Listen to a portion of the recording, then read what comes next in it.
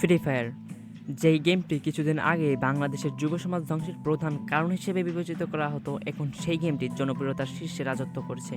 শুধু তাই নয়, এই ফ্রি ফায়ার গেমটি খেলেই বাংলাদেশের যুবকেরা বহির্বিশ্বে বাংলাদেশের নাম এক অনন্য পর্যায়ে নিয়ে গিয়েছে। বর্তমানে এই গেমটি খেলে হাজারো ছেলে মেয়ে নিশ্চিত করেছে তাদের উজ্জ্বল ভবিষ্যৎ। 13ই জুলাই 2025 তারিখে বাংলাদেশের যুবক ও ক্রীড়া মন্ত্রণালয় কৃত এই স্পোর্টসকে একটি অফিসিয়াল স্পোর্টস হিসেবে স্বীকৃতি দেওয়া হয়েছে বাংলাদেশে।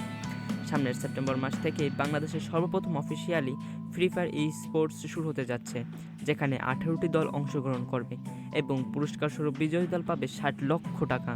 আর এই পুরস্কার জয়ী হওয়ার জন্য বাংলাদেশের যুবকদের মধ্যে যেন নতুন একটি আলোড়ন সৃষ্টি করছে।